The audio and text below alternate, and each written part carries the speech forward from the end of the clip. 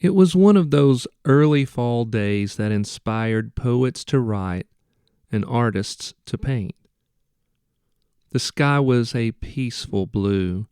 Leaves floated on whispering breezes like autumn-colored confetti, and the birds sang worshipful melodies. For those who may have allowed the brokenness of this world to rob them of their sense of wonder at the beauty of such a day, the shock of finding a dead man could have tricked them into believing that life was meaningless. Though Rory Boudreau and Stevie Muse stared at the blackened and bloated body of Curtis Bronson sitting inside his jacked-up Dodge Ram, they retained an innocence that would not allow the gloriousness of the day to be diminished, nor would it allow this dark moment to taint their belief that life was a gift to be cherished. Both boys were 12 years old and fatherless. Stevie's dad had left the day he was born, and Rory's had been killed by a voodoo queen in New Orleans. They lived with their mothers in the Pink Flamingoes trailer park, which had seen the last of its good days 50 years ago, and was now inhabited by the types of people that society chose to ignore. The park had been built during the space age, and the streets and lanes were named with a nod toward that era. At the entrance of the park sat an old sign that displayed 2 large flamingos and pink and teal neon script. At night, some of the letters burned more brightly than the others. If you read only those letters, they spelled In Flames Trailer Park. And most of the folks who lived there would say that it was a fair declaration of the state of that sad little community. The park itself was only a small part of a larger community called Nevermore Hollows, which is one of those strange places scattered around the world where the veil between the natural and the supernatural realms is thin, allowing all manner of paranormal actions between the two. The boys had experienced a lifetime of adventures in the years since they'd become friends.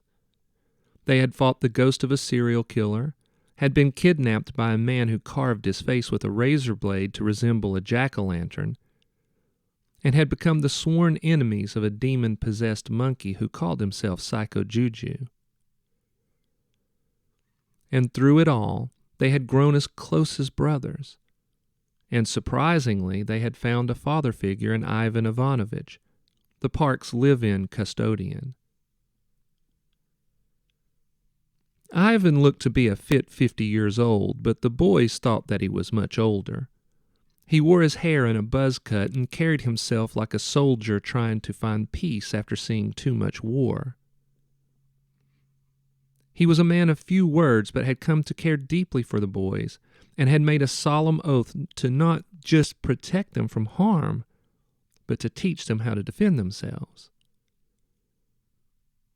Ivan stood beside the boys and grimaced at the body sitting in the driver's seat. "Anybody else seen this?" "Nope," Stevie said. With his slim build, red hair, and freckles, he looked as if he were the subject of a Norman Rockwell painting. "We were riding our bikes and came upon him sitting here in this vacant lot. Then Rory went to get you while McCready and I stayed to make sure nothing happened." McCready was a husky border collie mix that had shown up a few weeks back. He had adopted the boys, and they had accepted him as their dog. McCready looked up at Ivan and chuffed, as if to say, "I would never leave Stevie alone with a body, especially not in this bizarre trailer park."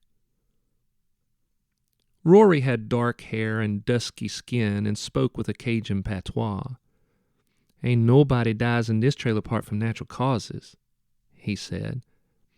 "This place has all kinds of spooky stuff happening, like them bites he got on him." Ivan had already called the sheriff. He was careful not to contaminate the scene, but He leaned closer and looked at the body through the open window. There were dozens of small puncture wounds on his face, neck, hands, and forearms. Ivan looked at Rory. "You said he was Curtis Bronson. How do you know him?" "We met him at Pennywise ice cream parlor the other night," Stevie said. "He was kind of a douche. Sorry for my language, sir. But he is. He tried to ask the girl who works there out on a date, but she shot him down." "It sure was ugly," Rory said. "But we heard him tell her his name." "Is there anything else you know about him?" Ivan asked. "Well, last night we was in town getting our comic books over at Romero's Comics and Games," Rory said. "And there is this new tavern on Main Street called the Drunken Cryptids. When we left Romero's, we seen Curtis leave there with a woman." "Yeah, and she's that woman that all the redneck guys are drooling over," Stevie added. "I've seen her," Ivan said, recalling the thin young woman who had recently moved into Lot 88. She was trailer park pretty in her tight jeans, cowgirl boots, and form-fitting Morgan Wallen concert shirt. She always kept her long, coppery hair pulled through the back of a trucker hat. "She's Laney Lambert. What do you know about her?" The boys exchanged a glance. Rory nodded for Stevie to continue. "Well, whenever we see her out, we both feel kind of weird, like you do when you take that cold medicine that makes you feel woozy." Ivan frowned. He didn't like this information. "Yeah, I get the same feeling when I see her out. That concerns me, boys. Anything else you've noticed?" Before they could answer, they heard vehicles approaching. Sheriff Cotton Mosley drove up in his 1955 Willys 4x4 truck, which he had lovingly restored to its rugged glory. He was followed by Alyssa Hart, the coroner and medical examiner, who was driving her 1966 blue and white VW bus that she used instead of a black van to transport bodies. They parked, exited their vehicles, and walked over to Ivan and the boys. Cotton was a man of average height, but carried himself with a confidence that inspired trust. Alyssa had red hair and kind eyes and treated everyone as if she were their favorite aunt. They exchanged pleasantries, and then Cotton tipped back his Stetson when he saw the condition of Curtis's body. "Well, that's nasty," he said. "Hit me." Ivan had the boys tell Cotton and Alyssa what they'd told him, including the strange sensation they got when they were around Laney. Stevie finished by saying, "Do you think she killed him?" "And you think she'd be a witch or something?" Rory added. This was a valid question, because one of the park's more infamous residents was an ancient old witch named Granny Dingo, who kept her long gray hair in a bun that was held in place by a withered chicken's claw. Nobody knew her real name, and she was called by that quirky moniker because she was followed around by her near-rabid dingo dog named Manson that she had somehow sneaked into the country. "Well, I'm not sure if Laney's a witch, Rory," Alyssa said. "And seeing her with Curtis last night isn't enough evidence to suggest she killed him. Though she probably did, our evidence is circumstantial at best. And I've never seen her, therefore I haven't experienced the fuzziness of the mind you guys describe." Most of the residents of Nevermore Hollows did not believe in such things as witches or monsters, and those who did chose to ignore the strange and often deadly things that happened in the area. For that reason, Cotton, Alyssa, Ivan, and a few others had formed a group to stand against these dark forces. Alyssa had been quietly putting together a database on the paranormal creatures they encountered, and was quickly becoming the expert on such things. "I might have an idea as to why you all felt strange around her," she said. "I'm thinking it's a glamour spell, like in those old movies where vampires will put someone in a trance so that they can control them. Some of the lore I've read about glamour spells suggests that they make you feel a little drunk." Stevie's eyes glittered with curiosity. "So, you think she might be a vampire?" Alyssa shook her head. "Not necessarily. From my research, I found that other paranormal creatures can use glamour spells. Besides, we've only had one documented vampire attack around here, and the wounds on Curtis don't look anything like the wounds left on those victims. These wounds are too small and close together, not to mention that there are so many of them." Cotton had seen enough dead bodies to make his own keen observations. "This body seems rigid, but not due to rigor mortis. And though the discoloration would seem that he's been dead for days, we know he hasn't. What do you make of these inconsistencies?" Alyssa snapped on gloves and began a closer examination of the body. "Well, you're correct. The body feels as hard as stone, but not from rigor." Curtis was wearing a Coors Light t-shirt. She pulled it up to examine his torso. "And it seems as if his whole body has turned black. Before I can give you a definite answer, I'll need to get him back to my office and conduct an autopsy." Cotton took a moment to consider his next move.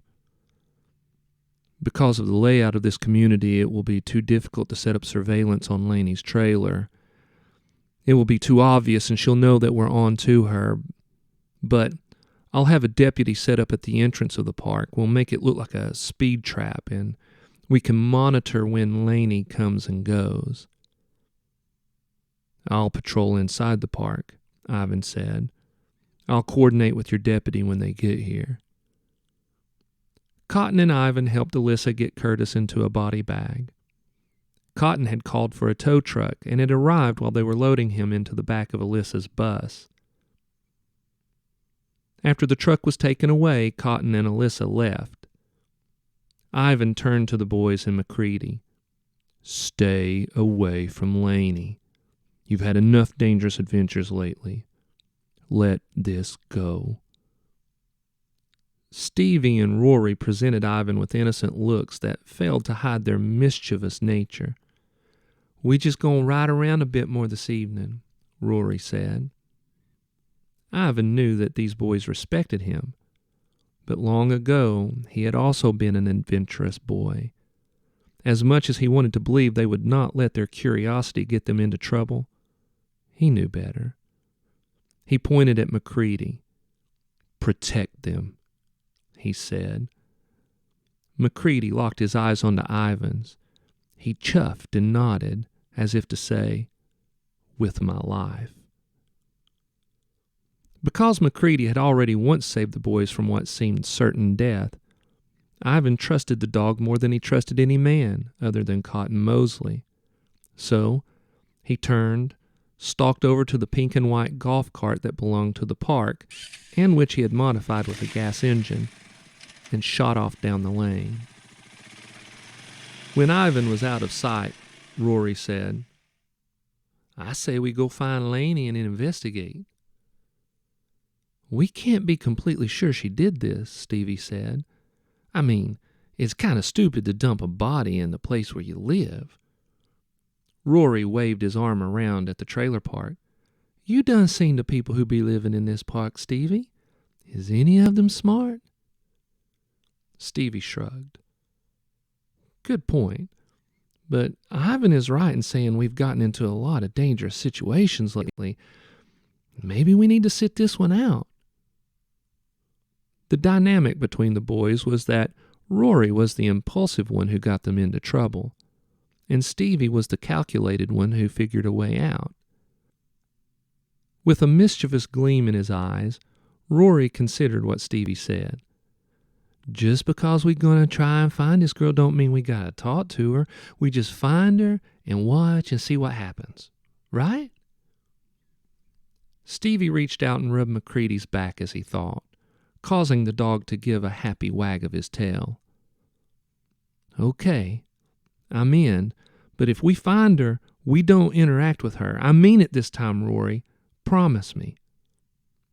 Rory smiled. Cross my heart and hope to eat maggots. I say we start by riding by her trailer.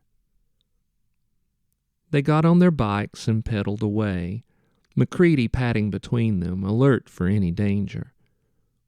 Laney was not at her trailer, and they decided to patrol the park until they found her. Eventually, the sun crept behind the tops of the trees, bringing a deep twilight, and the strings of clear and multicolored Christmas lights that the residents used to illuminate their tiny yards began winking on. They gave a festive glow that did little to dispel the sad state of the park.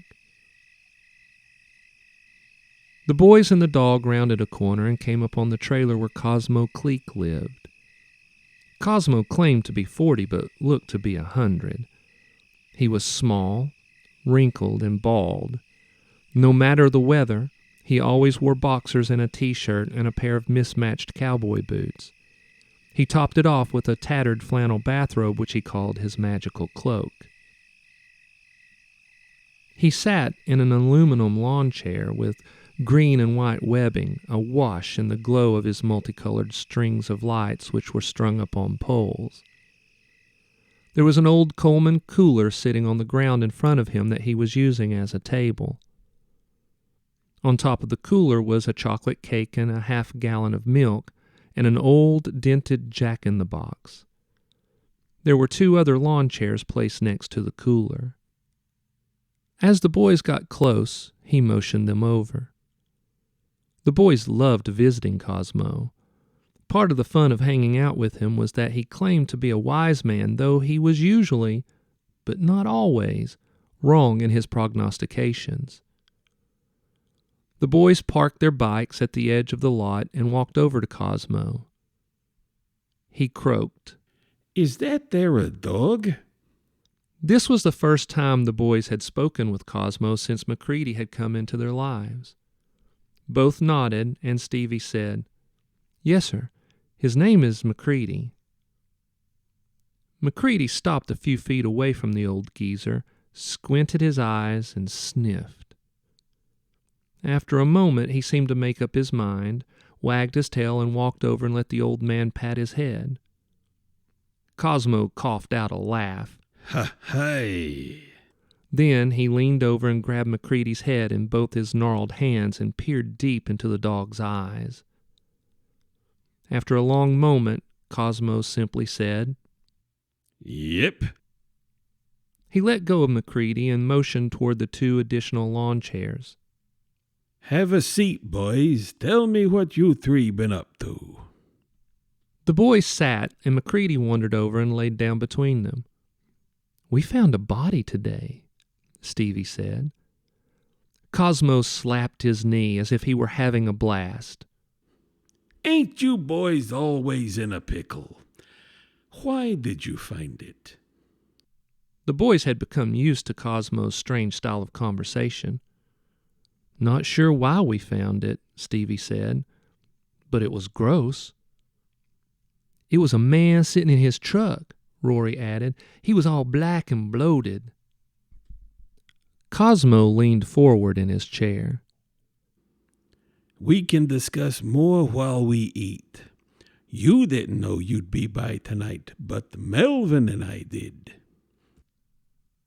Melvin was the jack-in-the-box that sat on the cooler. Cosmo never used a crystal ball in his prognostications. Instead, he would ask Melvin a question, then crank the twisted little handle while listening to the twinkling music until the clown popped free and whispered the answer. He claimed that the dented and rusty toy was a portal to another realm where the mysteries of life were revealed, though he did admit that those revelations were not always accurate. Cosmo handed them each a fork and motioned at the cake, indicating that instead of cutting separate slices, the boys should dig in. He did, however, produce 3 vintage Looney Tunes novelty glasses from where they'd been sitting in the grass and filled them with milk. He handed Rory a Wile E. Coyote glass and a Bugs Bunny to Stevie. He kept a Pepe Le Pew for himself. The boys dug into the cake, and Macready gave a hungry whine. "Sorry, boy," Stevie said. "Chocolate is bad for dogs." No worries. Melvin said you'd bring a furry friend, but we thought it would be a cat. He reached inside the pocket of his tattered flannel cloak and produced a baggie of cat treats. He tossed a couple to Macready, who gobbled them up and wagged his tail, clearly not offended by the feline treat. Now, what do you think caused this man to die? Stevie shoveled a forkful of cake into his mouth and said, "Don't know, but he had a whole bunch of puncture marks on his hands and face and arms." "Miss Alyssa, the coroner, she says she can't quite figure out what they be," Rory said. He wiped a smear of chocolate from his lips with the back of his hand and took a swig of milk. I see. Cosmo leaned back in his chair and pulled at his chin with his gnarled fingers, as if in deep pontification. Finally, he said, It's a woman that did it, and she makes you woozy. It could be her hair. The boys glanced at each other, surprised that he'd guessed correctly about it being a woman. But before they could ask him what he meant about her hair, Ivan pulled up in his golf cart. He parked and walked over to them. Cosmo eagerly scooted forward in his chair and said, Well, look here. Ivan is going to tell us about the snakes. Ivan stopped dead in his tracks and squinted at the old geezer. After a moment he said, "How did you know?" Cosmo gave Ivan a look that suggested he was the sage of the ages. I'm a wise man, Ivan. I keep telling people, but nobody listens. Ivan took a beat before answering, then said, "He's correct. Alyssa called. The puncture wounds on Curtis are from snake bites, and his body is full of copperhead venom, which is what caused the discoloration." Cosmo gave a happy chuckle that was out of place during a conversation about death. What a hoot! Ivan grimaced at the old man, then continued. She counted over 100 bites on the body. She thinks he somehow got into a nest or was trapped in a place full of the snakes. Cosmo snatched up the jack-in-the-box. Let's see what Melvin thinks about all this. Then he gave the handle a couple cranks, and the creepy, dirt-stained clown popped free. After a beat, as if he were listening to a voice the others couldn't hear, he frowned and said, Oh no, that can't be right. I don't like this one, not at all. Boys, do what Ivan says and leave this one alone. Now, I think it's best you both get home, maybe hang out, read some comic books, but don't go after the girl. It will end badly for one of you. The boys looked believable when they told Cosmo they wouldn't pursue their investigation. They stood and thanked him for the milk and the cake. Ivan gave Cosmo an appreciative nod and walked with Macready and the boys to the street. "Cosmo may be crazy," Ivan said, "but he is correct just enough that you need to take heed with what he just said. Be careful." He got into the golf cart and drove off. The boys rode around for a few minutes, mulling over whether to read comics or to find Laney. The idea of adventure was too strong, and they made the decision to continue their investigation. But first, since they were dealing with snakes and would likely need to chop off their heads, they ran by Rory's trailer and grabbed a couple machetes that used to belong to his dad. Rory also grabbed a can of his mother's hairspray and a long-handled butane lighter. After retrieving their weapons, they made their way to Laney's trailer. They turned off Mercury Lane onto Aldrin Lane and saw a black Ram truck drive by with a man they had seen before. His name was Carson Bowden. Laney sat snuggled up beside him. The boys and McCready followed the truck to Laney's trailer. They parked their bikes a few lots down and sneaked around the back, carefully looking for any snakes. They quietly climbed the dilapidated deck and peered through the back window. McCready stood guard behind them, looking for any threat, prepared to protect them. They were able to see the couple standing in the living room. Carson was tall and beefy. He wore jeans and a camouflage shirt. He had a dreamy look on his face, and when he spoke, his words were slightly slurred, as if he'd been drinking. He was clearly under Laney's spell. Laney was wearing her normal attire of boots, tight jeans, and Morgan Wallen t-shirt. And when the boys looked at her, they felt that strange fuzziness curl around the edge of their minds. Laney gave Carson a come-get-me look from under the bill of her trucker hat. Carson reached out for Laney. "Come on, baby girl, give Big Daddy a kiss." Laney positioned herself between him and the front door. She flicked her tongue between her lips. It was both seductive and somehow threatening. "First, I've got something to show you." A confident smile spread across Carson's face. "Oh, yeah? Show Big Daddy what you got." Laney pulled off her trucker hat and shook her long, curly ponytail loose. When she did, Carson's smile was replaced with a look of horror. He stumbled back and bumped into the wall. "What the hell?" he yelled. It was clear that Carson was no longer under the dreamlike spell, and neither were the boys. Later, they would come to realize that Laney had in fact been using a glamour spell, and it was removed when she took off her trucker cap. The boys stood in the dark, in complete shock at what they were seeing through the window. Laney's coppery red hair had turned into a headful of writhing copperhead snakes. They curled around her shoulders and hovered above her head in a serpentine halo, all hissing a deadly chorus. Laney took a step toward Carson. "What's the matter, Big Daddy? You don't want me anymore?" What are you?" Carson stammered. "Oh, I'm something your redneck mind can't comprehend," Laney replied. A couple of the copperheads struck out at Carson, but stopped short of biting him.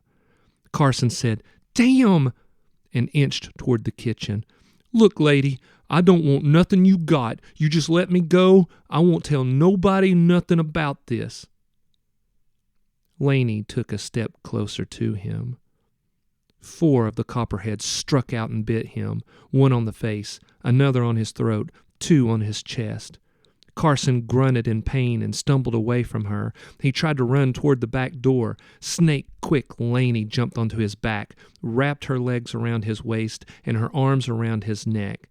She opened wide, and 2 retractable fangs unfolded from the roof of her mouth.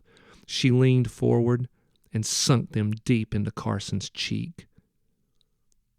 Carson fell to his knees, Laney still clinging to his back.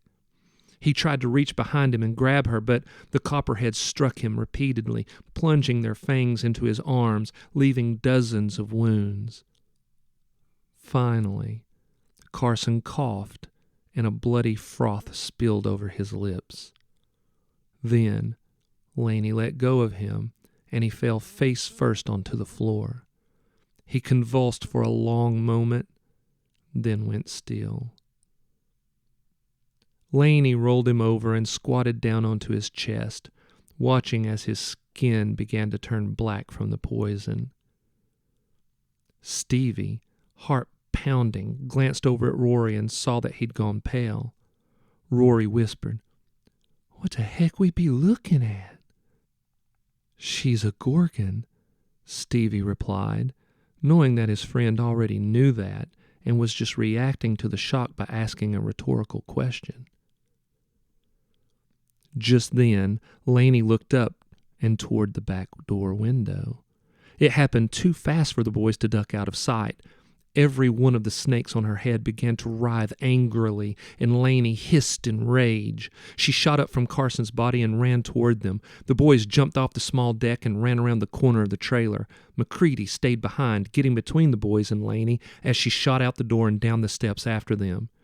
She juked to the left, trying to get around McCready, but he juked with her, baring his teeth and growling. She juked to the right, and McCready gave a commanding bark, stopping her in her tracks. She opened her mouth, fangs collapsing down, and hissed her own warning. The mass of snakes writhed in livid coils around her head and shoulders.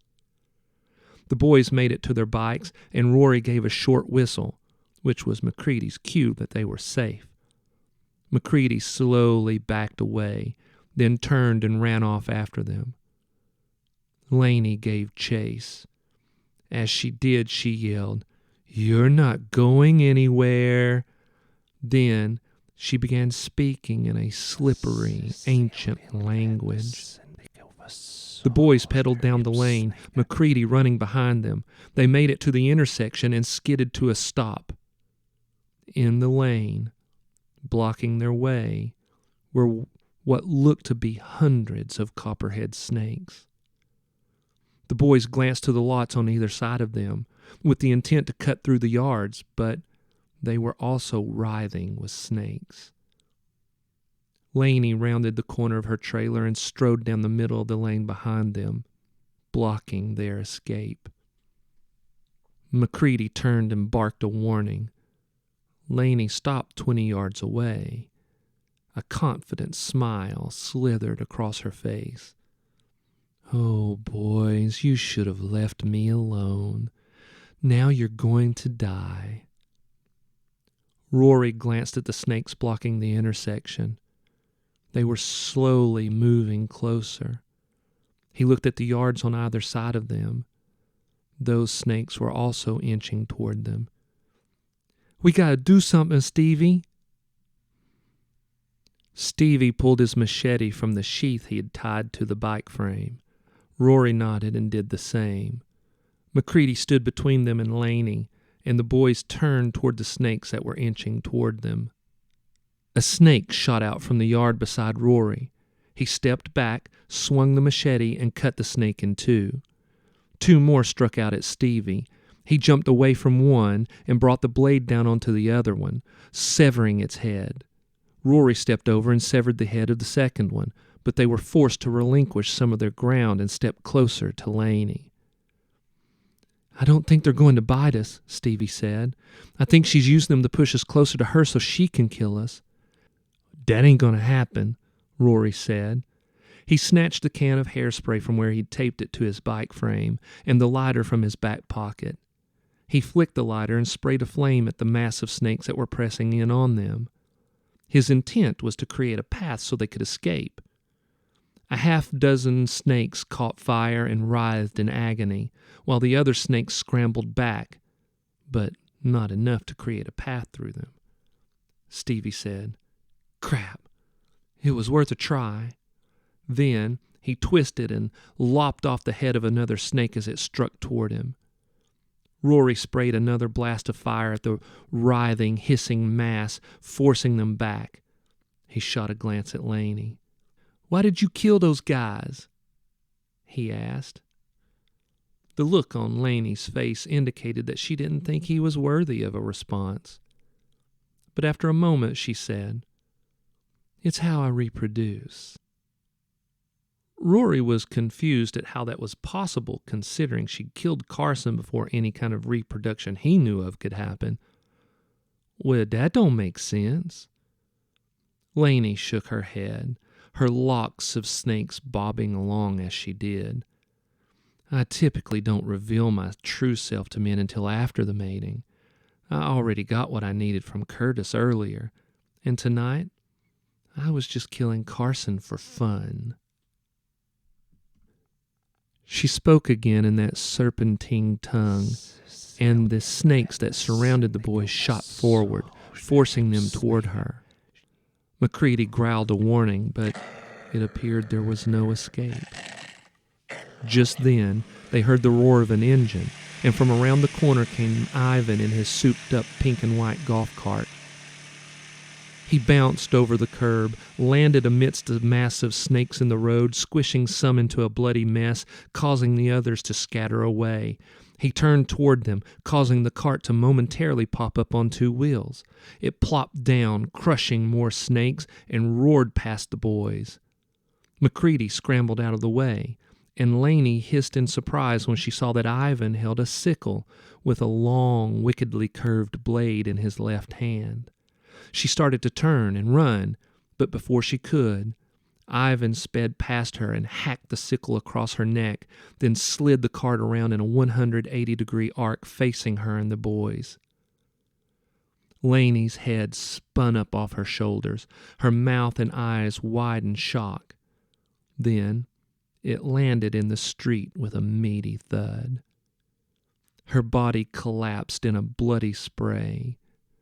The snakes that surrounded the boys rapidly slithered away back into the black forest, and the snakes atop Laney's head writhed in agonized death throes. For a long moment, nobody moved. They stood silent, processing all they'd seen. Then, Ivan stepped out of the golf cart, grimaced at Laney's body and at the boys. "I told you to let this go," he growled. The boys exchanged sheepish looks. Then Stevie said, "Sorry, Mr. Ivan. We only wanted to get more information so we could give it to Sheriff Mosley and Miss Hart." "But Laney done saw us looking in through her window," Rory said. "She killed Carson Bowden, and we was coming to get you, but she started chasing us, and she had the power over all these snakes." Ivan shook his head.